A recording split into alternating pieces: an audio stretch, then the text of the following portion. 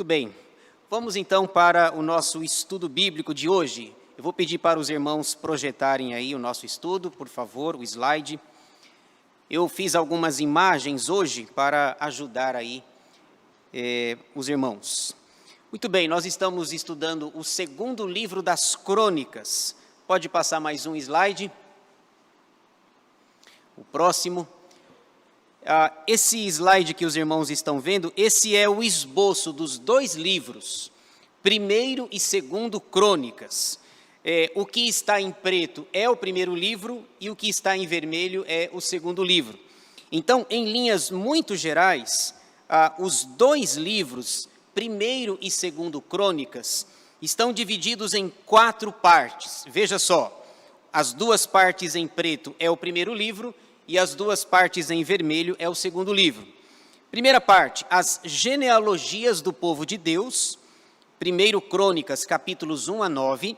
Segunda, o reinado de Davi. Primeiro Crônicas, capítulos 10 a 29. Terceira, o reinado de Salomão. Segundo Crônicas, capítulos 1 a 9. E quarta, o reinado da dinastia de Davi. Segundo Crônicas, capítulos 10 a 36. Eu coloquei essa setinha ali em vermelho para indicar que nós estamos ali. Estamos na terceira parte, estudando o reinado de Salomão. São 9 capítulos falando a respeito da sua vida, do seu governo e do seu reinado. O Crônicas tem 2 livros apenas por uma questão de tamanho de pergaminho. Mas se vocês observarem, a história é a mesma. Quando termina primeiro Crônicas, que você vai para o capítulo 1 do segundo livro, você percebe claramente que é uma continuação, certo? Então, primeiro e segundo Crônicas contam a mesma história.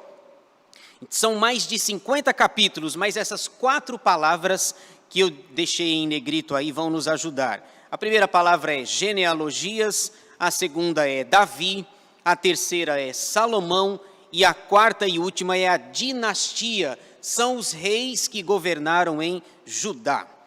Muito bem, pode passar aí, por favor.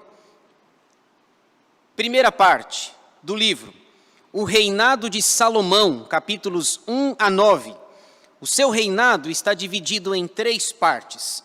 Primeira, a estabilização do reino, capítulo 1, é quando ele assume o governo. Segunda, a construção do templo, capítulos 2 a 7. E terceira, a grandeza de Salomão, capítulos 8 e 9. Nós estamos aí na segunda parte, essa que está em negrito. Estamos falando sobre a construção do templo. Isso vai dos capítulos 2 a 7. 2, 3, 4, 5, 6 e 7. 6 capítulos falando sobre todos os detalhes da construção do templo. Muito bem, pode passar o próximo aí. Como eu sempre gosto de fazer, hoje eu vou tentar expor com os irmãos aqui 3 capítulos. O pastor Nelson fez isso na semana passada e eu vou ver se eu consigo fazer também, né? Quem sabe, eu não tenho a habilidade dele, mas vamos lá. Na quarta-feira passada, o pastor Nelson estudou os capítulos 2, 3 e 4. E a minha proposta com vocês é estudar os capítulos 5, 6 e 7. O tema, você já pode abrir aí, por favor, em 2 Crônicas, capítulo 5. O tema para esses 3 capítulos é um só: a consagração do templo. Em linhas gerais, tem muita coisa, são muitos versículos, nós não vamos ler tudo, eu pincelei algumas coisas para a gente ler, mas os 3 capítulos, 5, 6 e 7, falam da mesma coisa, e o assunto é consagração. Veja a sequência. Na quarta-feira passada, o pastor Nelson falou sobre a construção do templo, certo? Hoje eu vou falar sobre a consagração do templo. Então o tema é praticamente, eu tentei deixar o tema bem parecido para facilitar para todos nós. Semana passada o pastor Nelson construiu, e hoje a gente vai dedicar o templo, ok? Constrói semana passada, e hoje seria a dedicação, a consagração. Então a gente vai ver todos esses detalhes que estão envolvidos, o dia da consagração, o que foi que aconteceu nesse dia. São 3 capítulos, 5, 6 e 7. E a palavra que vai resumir aí é consagração. Salomão constrói e agora vai dedicar. Veja aí então, pode passar o próximo slide, eu fiz mais um esboço para vocês aí. O esboço de 2 Crônicas 5 a 7, 3 capítulos. Nesses 3, para cada capítulo tem uma palavrinha-chave. Se você decorar essa palavrinha, vai facilitar aí. Os capítulos 5 a 7 estão divididos em 3 partes. Primeira, a arca é levada para o templo, capítulo 5. Segunda, a oração de Salomão, capítulo 6. E terceira, a adoração do povo, capítulo 7. Então, 3 palavras vão guiar o nosso estudo nessa noite. Gravou as 3 aí, pegou o estudo. A primeira palavra é arca, a segunda palavra é oração e a terceira é adoração.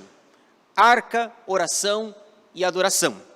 Isso eu dei uma enxugada para que a gente pudesse, de fato, entender esse dia, o dia em que o templo, após 20 anos ser construído, o dia da inauguração, da dedicação, da consagração. Por exemplo, imagine, eu não participei da história, mas imagine quando esse templo aqui ficou pronto. Depois de ser projetado, depois de subir tijolo após tijolo, coloca as janelas, tudo certo, dia da consagração. Imaginem só o tamanho da festa que não deve ter sido. Aqui também vai ter uma festa enorme pela consagração. Salomão não economizou no dia em que o templo foi inaugurado.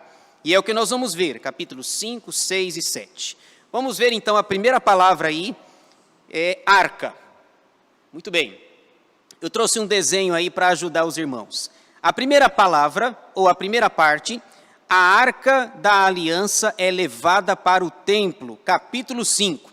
Então vocês podem ver essa é a arca da aliança construída na época de Moisés, quando Deus mandou que ele construísse o então tabernáculo.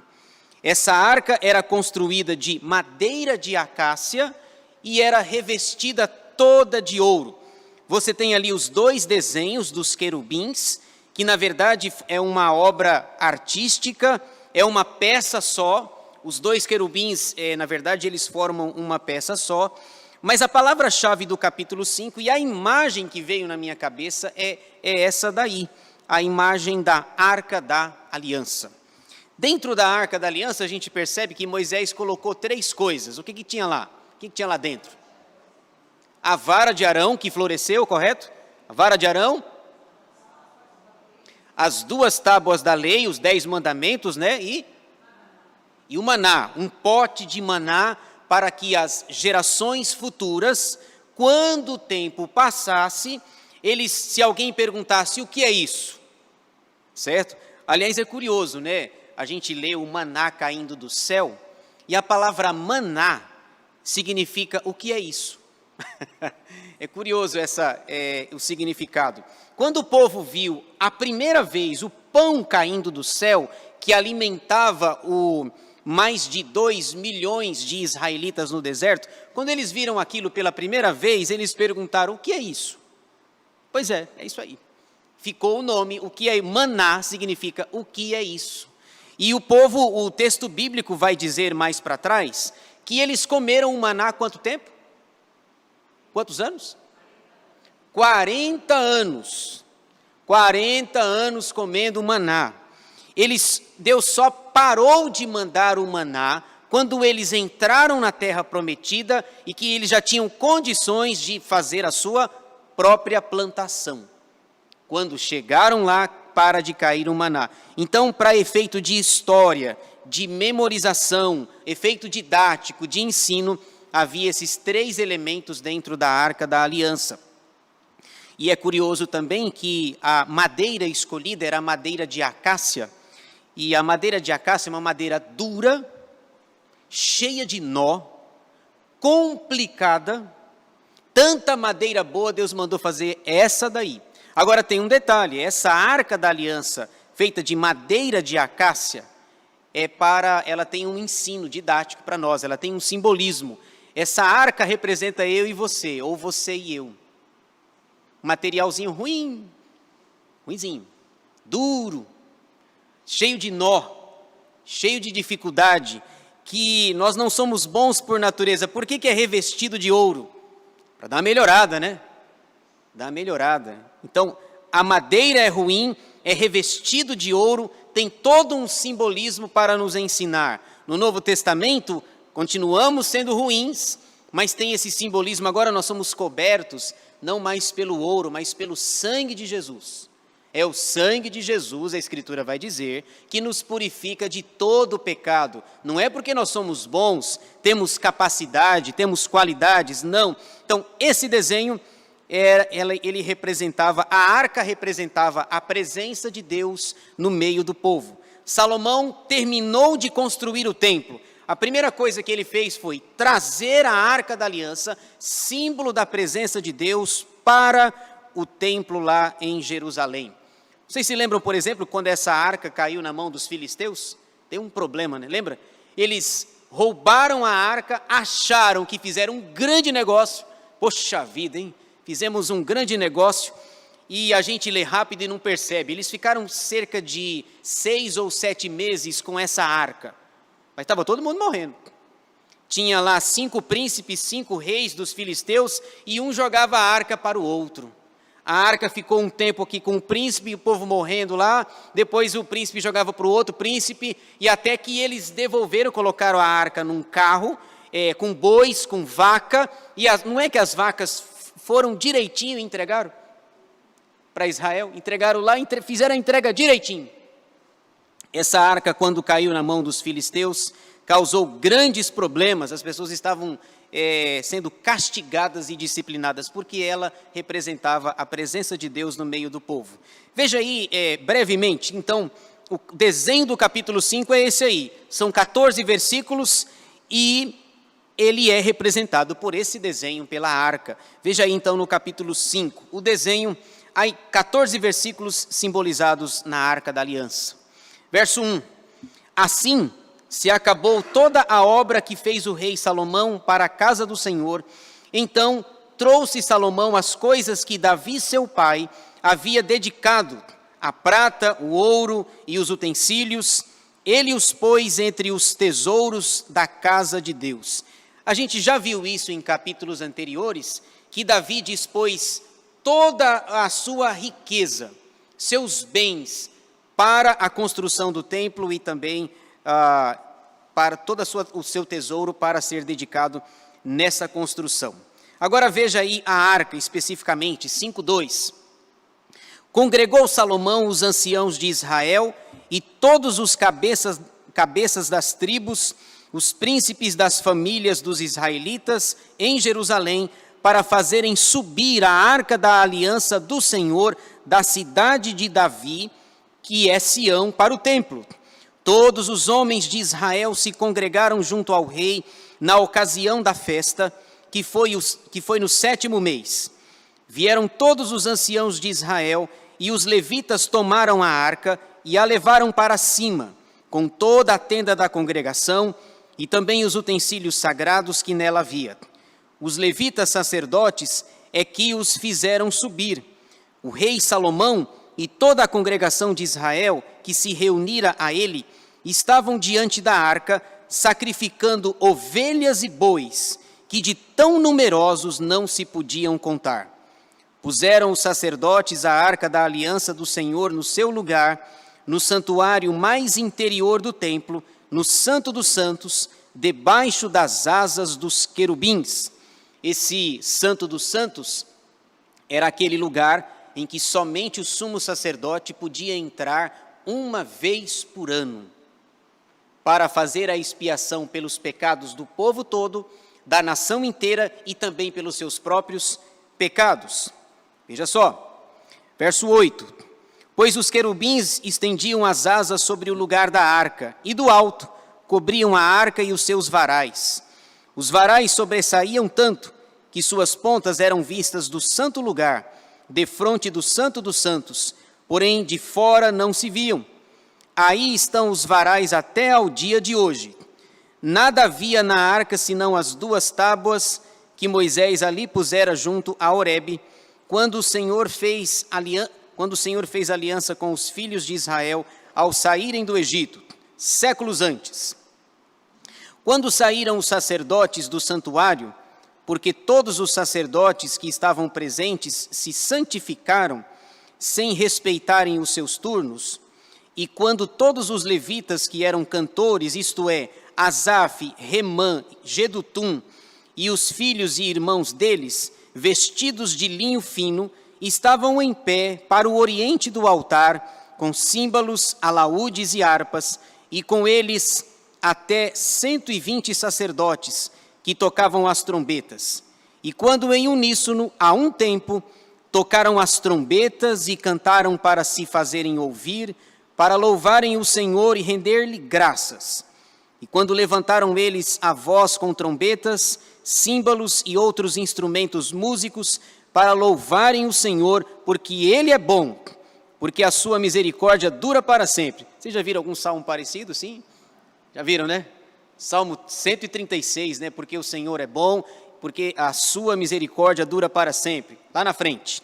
Então, sucedeu que a casa, a saber, a casa do Senhor, se encheu de uma nuvem, de maneira que os sacerdotes não podiam estar ali para ministrar por causa da nuvem, porque a glória do Senhor encheu a casa de Deus. No dia da inauguração, da festa da consagração, eles trazem a Arca da Aliança e aquele lugar é tomado pela glória do Senhor.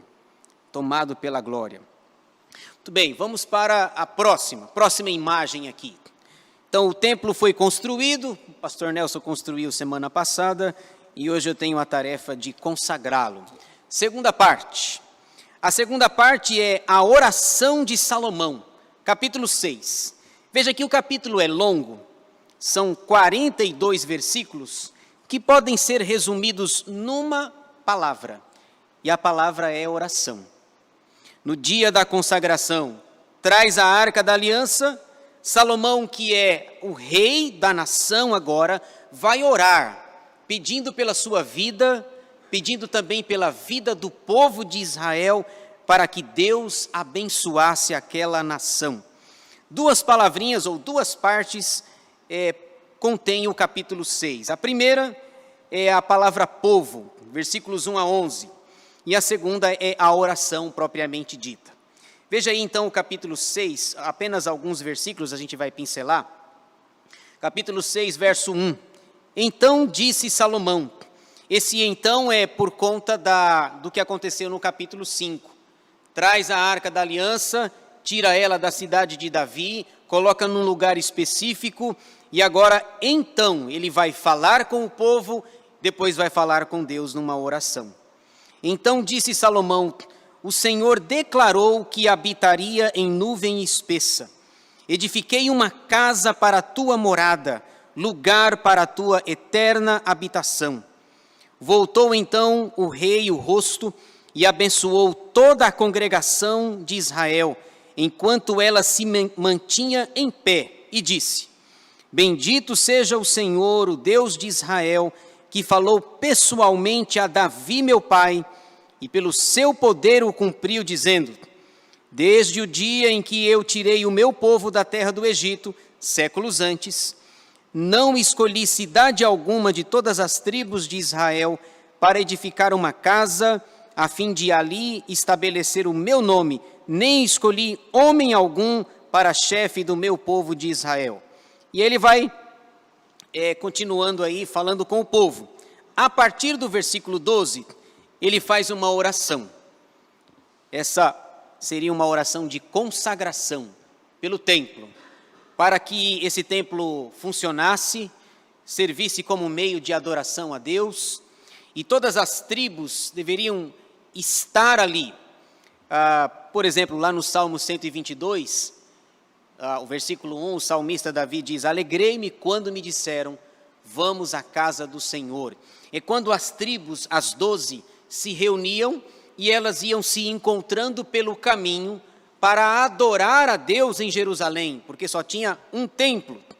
Ele então vai orar e pedir a bênção de Deus para a vida dele e para a vida do povo. Esse local, esse templo, ele era tão importante que os servos de Deus, geralmente, via de regra, oravam direcionados para Jerusalém. Vocês se lembram do profeta Daniel, por exemplo? Lá no livro de Daniel, no capítulo 6, quando ele tem aquela sentença contra ele, que ele foi condenado a ser jogado na cova dos leões, lá em Daniel 6:10 é dito que ele se ajoelha, ele ora para a banda de Jerusalém, aonde estava o templo de Salomão. E ele vai orar, ele procura a direção certa, ele se ajoelha, agradece a Deus, e lá é curioso que ele vai orar, não é pedindo livramento porque foi assinado um decreto que ele vai para a cova dos leões, ele vai dar graças, como o texto nos informa lá em Daniel capítulo 6, versículo 10. E ele, no caso aqui, Salomão, no dia da inauguração, vai fazer a mesma coisa. O texto é longo, a gente não vai ler tudo, mas eu queria destacar algumas coisas. Eu estava dando uma olhada em alguns detalhes dessa oração. Veja aí, ele vai colocar 6 situações aqui no capítulo, versículos 12 a 42, ele coloca 6 situações. E é interessante, veja, por exemplo, a primeira situação está lá são 6 situações. Versículo 22, olha só, 6:22. Quando alguém pecar contra o seu próximo e lhe for exigido que jure, e ele vier a jurar diante do teu altar nesta casa. Veja que interessante aqui. Ele usa a palavra quando. Quando alguém pecar. Veja, quando eu li esse texto a primeira vez, eu falei assim, bom, ele podia usar a palavra se, né? Não é verdade? Se alguém pecar. Ele está orando, ele está pedindo a bênção de Deus, consagrando o templo, e a palavra quando aqui vai aparecer 6 vezes no texto. São as 6 situações que ele coloca aqui nesta oração. E aparentemente para nós, a palavra mais correta, no nosso entendimento superficial, é se. Mas ele não coloca se, ele coloca quando. Porque a diferença é a seguinte, se fosse se houver pecado, façam isso, isso, isso, isso.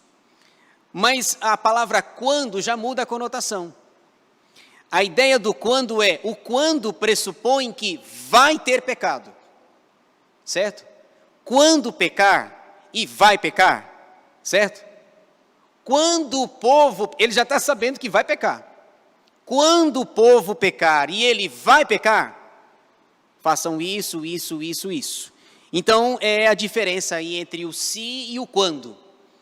O quando é porque ele diz, vai ter pecado. E isso aconteceu, por exemplo, lá na época de Josué. Quando Josué estava velho, próximo da sua morte, ele diz assim, olha, eu estou morrendo, mas eu sei que vocês vão pecar. Vocês vão pecar, vão desobedecer. E o que ele falou estava correto. Quando ele morreu, o povo começa a se afastar da lei de Deus. O texto lá em Josué e Juízes diz que, enquanto Josué estava vivo, o povo obedeceu.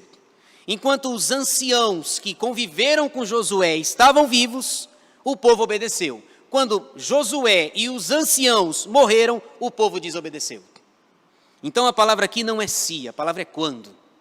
Eles vão pecar. Quando vocês pecarem, façam isso. E ele vai pedir, veja só, 6 situações que ele coloca. A primeira situação tem a ver aí, está no versículo 22, veja novamente aí.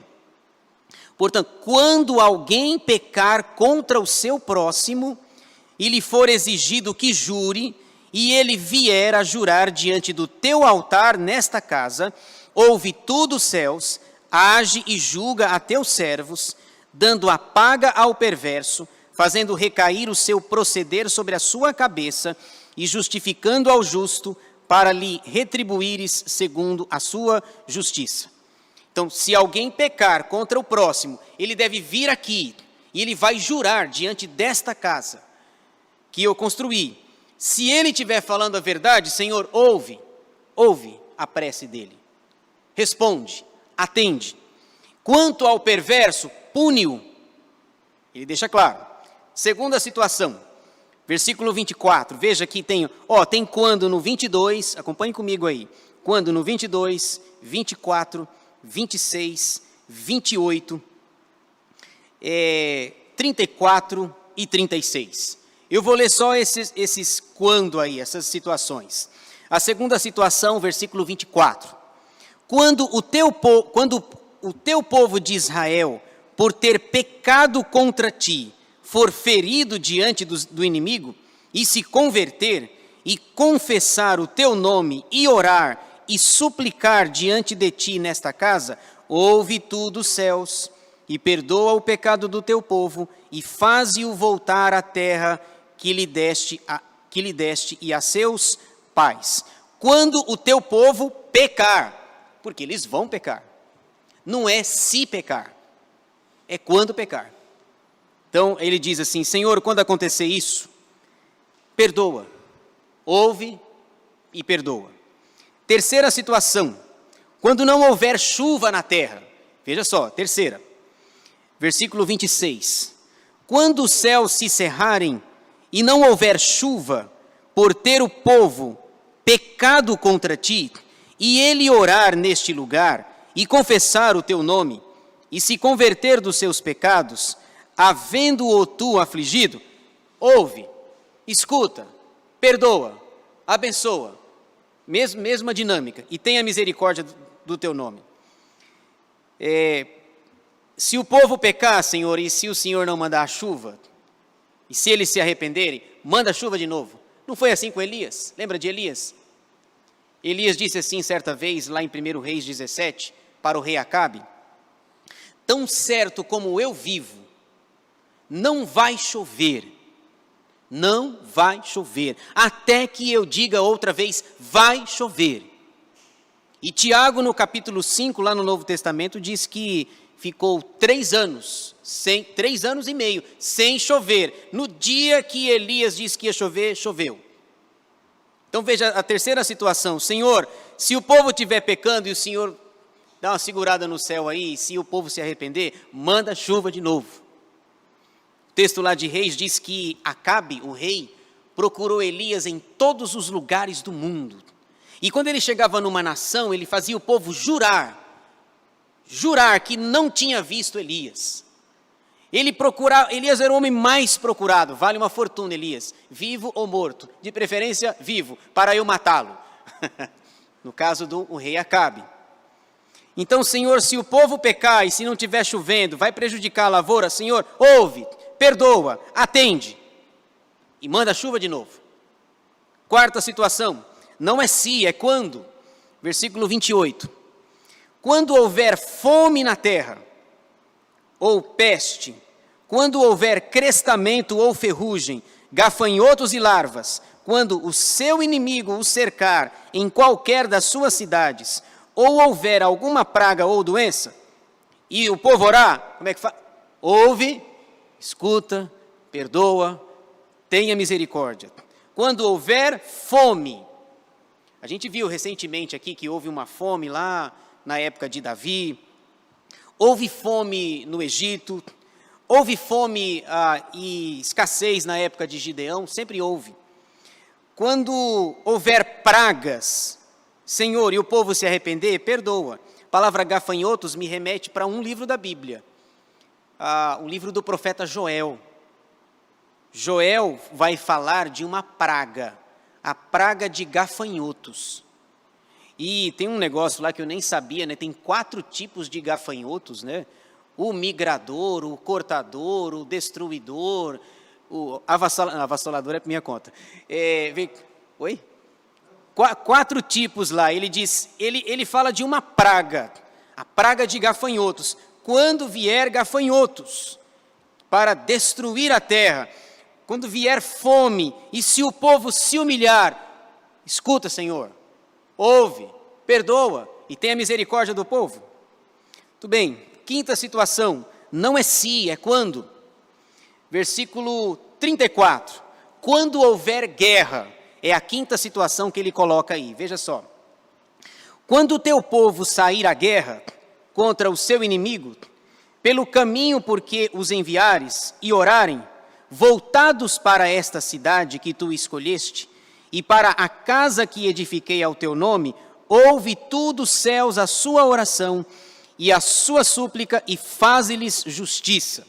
Quando houver guerra e quando houver sinceridade no coração do teu povo, que eles orarem em direção a esta casa, ouve e abençoa. Mas quando havia guerra e quando havia desobediência, o povo perdia, não era assim? Lembra lá do livro de Josué, por exemplo? Lá em Josué é dito que eles vencem os inimigos lá em Jericó, uma cidade forte, muralhada, e depois a próxima cidade que eles vão conquistar é a cidade de Ai, uma cidade pequena, e Josué falou, não precisa mandar muita gente, não, besteira, 3.000 soldados já está bom, e aí eles vão e perdem a guerra, por quê? Porque tem pecado, se tem pecado vai dar problema, via de regra é assim, Senhor, se houver guerra, abençoa o povo. Lembra de Gideão, por exemplo? Gideão foi para uma guerra com 300 homens, 300. E o texto lá em Juízes diz que o exército confederado lá de 3 nações, eram como gafanhotos, tinha 120.000 soldados lutando contra 300. Está desigual essa guerra, não está não? Muito desigual. 120.000 contra 300, mas eles têm um soldado diferenciado, que é Deus. Quando houver guerra, quando o povo orar ao Senhor, escuta, Senhor, abençoa. E pode observar que o povo sai, correndo. O Evaldo está falando aqui que nessa guerra aí, né? Depois o Paulo confere a matemática, se a guerra fosse 300 contra 120.000, era um soldado para cada 500. Depois, Paulo, você confere aí, viu? Quanto que deu aí, Paulo? 400? O cara é outro nível, né? Mas o Ibope sempre é assim, viu, Evaldo? É 2 pontos percentuais para mais ou 2 pontos percentuais para menos, né? Um soldado para 400. Sexta situação, e na verdade ele ora daquele jeito ali, ele ora com as mãos levantadas para o céu, é uma figura ali de Salomão. Sexta situação, quando houver pecado, não é se houver pecado, é quando, porque vai haver. Versículo 36, quando pecarem contra ti, pois não há homem que não peque, e tu te indignares contra eles, e os entregares às mãos do inimigo, a fim de que os leve cativos a uma terra, longe ou perto esteja, e aí continua, ouve, Senhor, escuta, abençoa, tenha misericórdia. Interessante, né? Quando pecarem contra ti, pois não há homem que não peque. Paulo vai dizer isso claramente lá em Romanos, né? Pois todos pecaram e carecem da glória de Deus. Não há nenhum justo, nenhum sequer, todos se extraviaram. Muito bem, em linhas gerais, essa é a oração. Então a primeira palavra é arca, a segunda palavra é oração, e a terceira palavra é adoração. Pode soltar aí, por favor. Última coisa para a gente fechar aqui. Na consagração do templo. Muito bem, capítulo 7. A palavra-chave aí é adoração. Salomão trouxe a arca, ele fez a oração de consagração, e agora o povo vai adorar a Deus nessa grande festa, essa grande cerimônia de consagração do templo. Adoração. São 22 versículos, mas você pode resumir nessa palavra, adoração. Você tem ali ao centro, provavelmente, Salomão, com as mãos levantadas para o templo, as pessoas ao redor, provavelmente sacerdotes, cada um sabe a sua função, ele tem o altar ali, o fogo subindo, e vocês vão ver ali, eu fiquei assustado. Dá uma olhada quantos animais foram mortos nesse dia. Misericórdia. Os sacerdotes tiveram muito trabalho. Dá uma olhada, capítulo 7, versículo 5. Quantos animais foram mortos no dia da inauguração? Esse dia aí de 24 horas foi curto. Veja aí, 7:5 diz assim: ofereceu o rei Salomão em sacrifício 22 mil bois e 120 mil ovelhas. É surreal isso aqui. A gente lê isso aqui, lê a narrativa e não presta atenção nos detalhes, mas eu fiquei assustado com isso aqui. Gente, 22 mil bois. Quanto custa um boi? Multiplicado por 22 mil. Uma fortuna. 22 mil bois. 120 mil ovelhas. Já pensou se for como manda a lei? Branquinha, 1 ano, macho, sem defeito, todas elas prefigurando Jesus Cristo. João Batista vai dizer lá no Novo Testamento, João 1:29, quando ele estava no Rio Jordão, que Jesus se aproxima e vem para ser batizado, João Batista disse: eis o Cordeiro de Deus que tira o pecado do mundo. O Cordeiro de Deus, só aqui foram mortas 120 mil ovelhas, incalculável. Esse dia aí, não sei não, esse dia demorou, não demorou 24 horas não, foi surreal isso aqui. O povo está adorando, lembra que ele já convocou todo mundo, o país, a nação está ali, e depois de 20 anos ele faz essa festa extraordinária. É incalculável isso daqui, gente. 22 mil bois, 120 mil ovelhas foram mortas. Imagine a quantidade de sangue derramado. E Hebreus vai dizer que sem derramamento de sangue não há remissão de pecado. Deixa eu ler aqui rapidinho só alguns trechos para a gente fechar aqui o nosso estudo. Eu resolvi fazer isso, colocar num estudo só, para que os irmãos tivessem uma ideia melhor. Pega os 5, 6 e o 7 e a gente vê, tudo isso é um pacote só, é o dia da consagração. Ele foi construído semana passada pelo pastor Nelson e hoje eu tenho a tarefa de consagrá-lo. Vamos lá, 3 partes aqui no capítulo 7. A primeira, fala que o templo, a glória do Senhor encheu o templo, versículos 1 a 3. A segunda é a conclusão da solenidade, versículos 4 a 10. E a terceira é a aliança. Deixa eu ler, você vai conhecer. Tem um versículo muito famoso aqui, você vai gostar. Qual que é o famoso aí? 7,14, eu chego já. Calma, aguenta aí. Vamos para o 1 primeiro. A gente vai já chegar no 14. Aliás, o 14 é o versículo principal do livro. Esse é o versículo principal de 2 Crônicas. A gente lê daqui a pouco. Veja aí, 7:1 diz assim: tendo Salomão acabado de orar, então veja que é uma sequência, acabou a oração, desceu fogo do céu e consumiu o holocausto e os sacrifícios, e a glória do Senhor encheu a casa. Os sacerdotes não podiam entrar na casa do Senhor, porque a glória do Senhor tinha enchido a casa do Senhor. Todos os filhos de Israel, vendo descer o fogo e a glória do Senhor sobre a casa, se encurvaram com o rosto em terra sobre o pavimento e adoraram e louvaram o Senhor, porque é bom. Viram aí? Por quê? A sua misericórdia dura para sempre. A gente já viu isso um pouco mais para trás, essa expressão, porque a sua misericórdia dura para sempre. A segunda parte é a conclusão da obra ou da solenidade. Nessa conclusão você pode ver aí, mais uma vez, olha só, versículos 4 e 5. Então o rei e todo o povo ofereceram sacrifícios diante do Senhor. Aí no versículo 5 especifica a quantidade. Ofereceu o rei Salomão em sacrifício 22 mil bois e 120 mil ovelhas. O povo estava lá, e o texto continua, aí chegamos então no versículo 11, versículos 11 a 22, a aliança.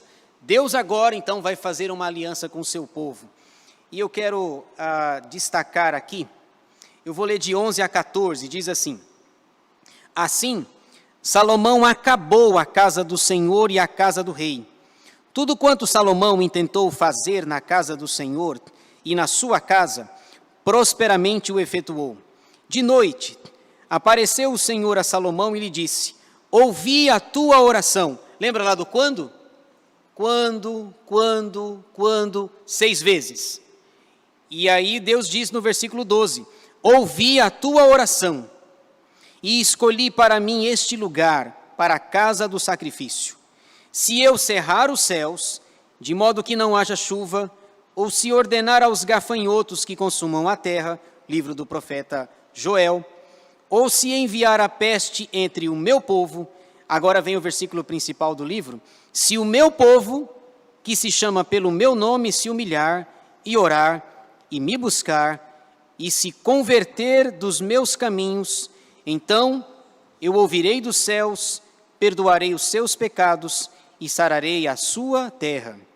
Estarão abertos os meus olhos e atentos os meus ouvidos à oração que se fizer neste lugar. Ou seja, da mesma forma que Deus ouviu a oração de Salomão, Deus ouviria a oração de quem fizesse, quem quer que seja, se estivesse fazendo com sinceridade. Lá na frente Deus não vai ouvir a oração de Daniel? Daniel capítulo 6, versículo 10, quando ele, mesmo na Babilônia, ele procura a direção do templo e vai orar ao Senhor. Qualquer pessoa que fizer isso com sinceridade, eu vou ouvir. E aí o texto vai se desenvolvendo aqui, do versículo 16 até o 22, é Deus fazendo uma aliança com Salomão. Em linhas gerais, é o que vai acontecer se você obedecer e o que vai acontecer se você desobedecer. Se você desobedecer, versículo 20, olha só: em caso de desobediência, então vos arrancarei da minha terra que vos dei, e esta casa que santifiquei ao meu nome, lançarei longe da minha presença, e a tornarei em provérbio e motejo entre todos os povos. Deixa eu só passar uma informação para vocês, se eu não estiver errado. O templo ficou pronto no ano 931, e ele foi destruído em 586. Quantos anos dá isso daí? Eu não calculei. 931 menos 586, 350, os matemáticos me ajudem depois aí. 931 menos 586. Deus disse: toda essa glória, todo esse glamour da casa, eu vou derrubar. Mesmo que vocês tenham sacrificado a mim 22 mil bois, 120 mil ovelhas, mesmo que tenham tido milhares de toneladas de ouro, mesmo se vocês não obedecerem, eu ponho tudo para baixo, tudo no chão. Aí a gente lê e acha que, poxa, foi construído semana passada e daqui a 2 meses já destruiu. Não foram 2 meses. Termina 931 e somente em 586 esse templo foi destruído e o rei Nabucodonosor levou todo o dinheiro embora. Levou os utensílios do templo, as taças de ouro, levou tudo para a Babilônia.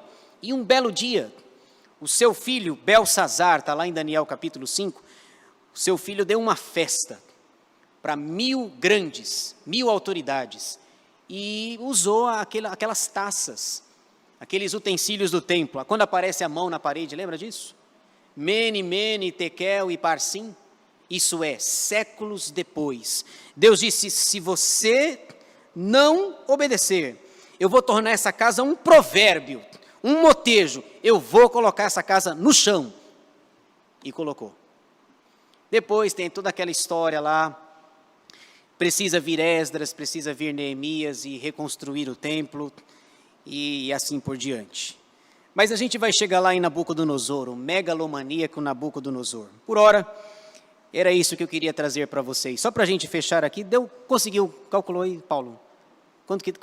Alguém calculou aí? Quantos anos? 300 e alguma coisa? 345. 931 menos 586. É o tempo que ficou em pé. Isso. 395. Certo? Então a casa ficou em pé 395 anos. Quase 400. Deus disse: se não obedecer, eu vou fazer essa casa um provérbio, um motejo, vou colocá-la no chão. Mas daqui a 395 anos eu não vou estar aqui, né? Nem você. Ninguém vai estar aqui. Talvez aquelas pessoas daquela geração dizem, não, isso aqui... Inclusive, eles acham o seguinte, lá em Jeremias, no capítulo 7, é dito o seguinte, o povo confiava tanto em Deus e no templo, que eles criaram um jargão. E eles diziam assim, templo do Senhor, Jeremias 7, templo do Senhor, templo do Senhor, templo do Senhor. Tem que falar 3 vezes que é para dar sorte, entendeu? Não, brincadeira, 3 vezes.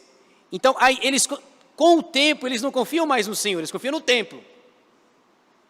Enquanto esse templo estiver em pé, a gente é invencível. Não. Deus falou aqui, vou fazer isso aqui, um provérbio. As pessoas vão passar aqui e vão balançar a cabeça. E vão falar, mas como era glorioso. 395 anos. Jesus diz lá em Mateus, né? Passarão os céus e a terra, mas as minhas palavras não passarão, mesmo que demore da minha perspectiva. O Salmo 90 diz que um dia para Deus é como 1000 anos e 1000 anos como um dia, então está tudo certo.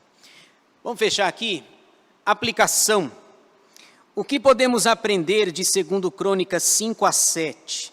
Esses 3 capítulos cujo tema fala sobre consagração. Destacamos brevemente 3 lições importantes para nós. Primeira, adorar ao Senhor coletivamente. Isso aqui é importante, isso aqui está lá no capítulo 5, veja aí, 5, 6. Adorar ao Senhor coletivamente é a primeira lição que tem a ver comigo e com você. 5, 6 diz assim, o rei Salomão e toda a congregação de Israel, que se reunira a ele, estavam diante da arca, sacrificando ovelhas e bois, que de tão numerosos não se podiam contar. É ele e toda a congregação, é a adoração coletiva. Vocês já viram pessoas dizendo que não precisa vir para a igreja? Não é assim? Vou falar. Não precisa. Eu posso adorar a Deus na minha casa mesmo. Certo? Eu vou lá, Jesus não falou que é para... Entra no teu quarto, fecha a porta, ora em secreto, e o teu pai que te vê em secreto te abençoará. Para quê? Tá vendo? Não precisa ir para a igreja. Calma, vamos.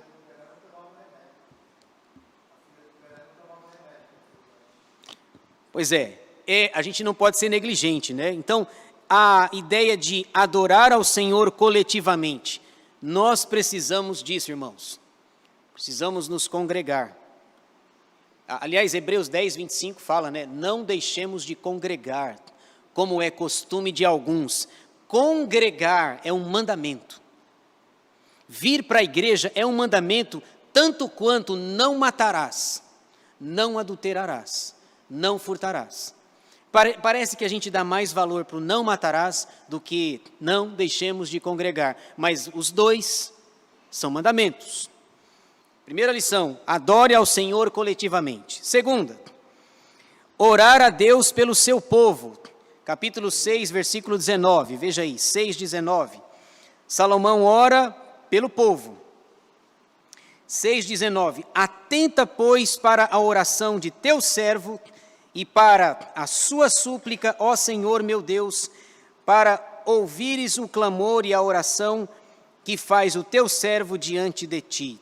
Ele ora, mas ele não está pedindo apenas por si, ele está pedindo pelo seu povo. Orar pelos irmãos, orar pelo povo de Deus. Moisés fez isso, lembra quando o povo pecou?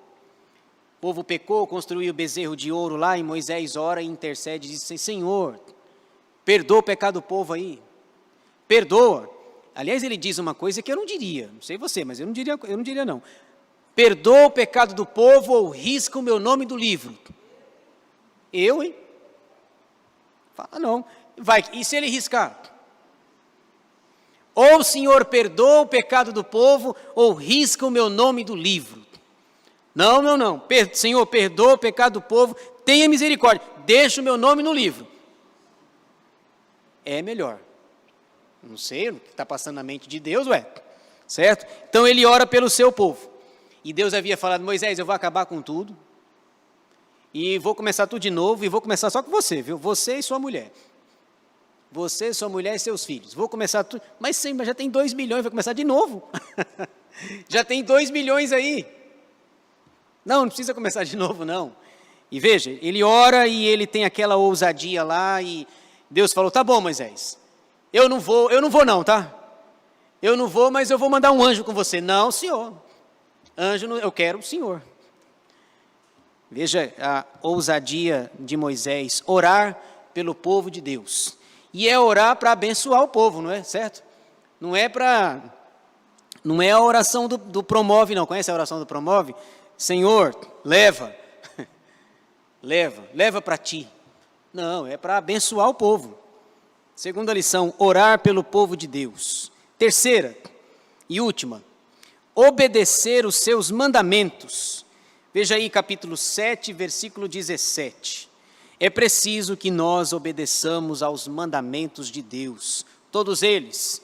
7,17 diz assim, quanto a ti, se andares diante de mim, como andou Davi teu pai, e fizeres segundo tudo o que te ordenei, e guardares os meus estatutos e os meus juízos, também confirmarei o trono do teu reino, segundo a aliança que fiz com Davi teu pai, dizendo, não te faltará sucessor que domine em Israel.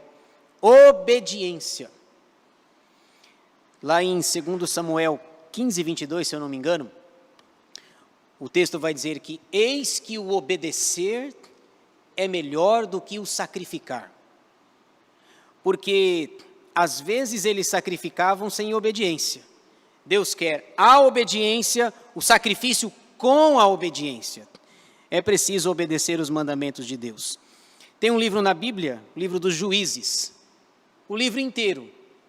Todo o desenrolar da história, porque o povo não obedeceu. Juízes tem 21 capítulos. Eu fiz até uma sigla lá, vocês vão gostar da sigla, lá em Juízes. É a sigla DDD. Lembra do DDD? Faça um DDD. Descagem direta à distância. Lá em Juízes, a ideia é o seguinte, porque o povo não serve a Deus, lá em Juízes tem o DDD. Desobediência, que gera disciplina, que gera desordem. DDD. Desobediência, disciplina, desordem. Qual desordem? Que desordem que há lá em Juízes? Tem um homem lá que a concubina é morta, lembra dessa história? Ele pega a concubina, parte a mulher em 12 partes, leva uma parte para cada tribo e chama todo mundo para brigar. Que nome que você dá para isso? O melhor nome que eu achei, o menos ruim, né? Desordem. Desobedece, tem disciplina e tem desordem. Lá, o Juízes termina, o último versículo de Juízes é, não havia rei em Israel e cada um fazia aquilo que achava correto. Imagina, nós estamos aqui, os irmãos aqui, já pensou, cada um fazendo aquilo que acha certo.